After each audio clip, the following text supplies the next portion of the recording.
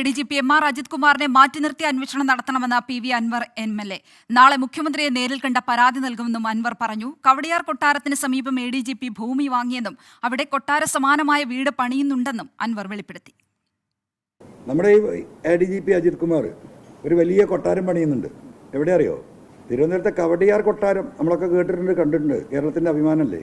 ആ കവടിയാർ കൊട്ടാരത്തിന്റെ കോമ്പൗണ്ടിലാണ് 10 സെന്റ് ഞാൻ കിട്ടിയ വിവരം ഈ പറയുന്ന MR അജിത് കുമാറിന്റെ പേരിലാണ് ഭൂമി രജിസ്റ്റർ ചെയ്തിട്ടുള്ളത്. 12 സ്ഥലം അദ്ദേഹത്തിന്റെ അളിയന്റെ പേരിലാണ്. കവടിയാർ കൊട്ടാരത്തിലെ ഭൂമിയുടെ വില അറിയോ? 60 തൊട്ട് 75 ലക്ഷം രൂപയാണ് മിനിമം. ഒരു അഴിമതി ഇല്ല, ഒരു കള്ളക്കച്ചവടം ഇല്ല. ഈ ചെരുപ്പേ ഇടുള്ളൂ, 25 രൂപേനെ കുപ്പായ ഇടൂ, ഒരു കീറി പറഞ്ഞ പാൻറ്റേ ഇടുള്ളൂ. പാവപ്പെട്ട ADGP. കവടിയാറിലെ വീട് നിർമ്മാണത്തിന്റെ ദൃശ്യങ്ങൾ 24-ന് ലഭിച്ചു. കെട്ടിടത്തിന്റെ സ്കെച്ചും പുറത്തുവന്നു. ഇതിനിടെ ജീവന് ഭീഷണിയുണ്ടെന്ന് ചൂണ്ടിക്കാട്ടി തോക്ക് ലൈസൻസിനായി അൻവർ ജില്ലാ കളക്ടർക്ക് അപേക്ഷ നൽകി.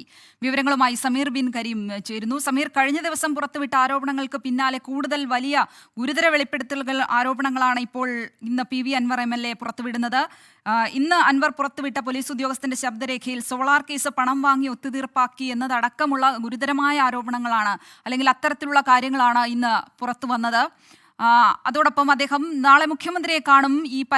ഈ വെളിപ്പെടുത്തലുകളൊക്കെ പരാതിയായി മുഖ്യമന്ത്രിയുടെ മുന്നിൽ ഉന്നയിക്കും.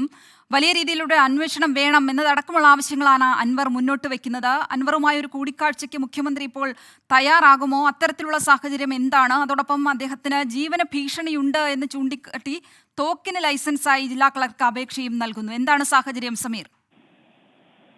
ഇന്ന് PV അൻവർ വാർത്താ സമ്മേളനത്തിൽ പ്രധാനമായും 3 കാര്യങ്ങളാണ് പറഞ്ഞത്. ഒന്ന്, ഈ സോളാർ കേസ് അട്ടിമറിച്ചതിന് പിന്നിൽ MR അജിത് കുമാറാണെന്നുള്ള കാര്യം. മറ്റൊന്ന്, എടവണ്ണ കേസുമായി ബന്ധപ്പെട്ട കൂടുതൽ വിശദീകരണങ്ങൾ. മൂന്നാമത്തെ കാര്യം, മുഖ്യമന്ത്രിയെ കാണും എന്നുള്ള കാര്യമാണ്. ഇതിൽ സോളാർ കേസുമായി ബന്ധപ്പെട്ട് PV അൻവർ വ്യക്തമാക്കിയിരിക്കുന്നത് ഏറ്റവും പ്രധാനപ്പെട്ട, അല്ലെങ്കിൽ ഇടതുപക്ഷം കൂടുതൽ സമരം ചെയ്തൊരു കേസായിരുന്നു സോളാർ കേസ്. എന്നാൽ MR അജിത് കുമാർ ചേർന്നുകൊണ്ട് ഈ കേസ് അട്ടിമറിച്ചു എന്നുള്ള ഗുരുതരമായ ആരോപണമാണ് PV അൻവർ മുന്നോട്ട് വെക്കുന്നത്. ഇത് ഒരു പോലീസ് ഉദ്യോഗസ്ഥൻ എന്ന പേരിൽ PV അൻവറിന് അയച്ചിരിക്കുന്ന സന്ദേശത്തിൽ നിന്നാണ് ഈ കാര്യങ്ങൾ വ്യക്തമായതെന്നും PV അൻവർ വ്യക്തമാക്കുന്നു. ഈ KC വേണുഗോപാലുമായി MR അജിത് കുമാറിന് അടുത്ത ബന്ധമുണ്ട്. ഈ KC വേണുഗോപാലിനെ കേസിൽ നിന്ന് കുറ്റവിമുക്തനാക്കാൻ സഹായിച്ചത്,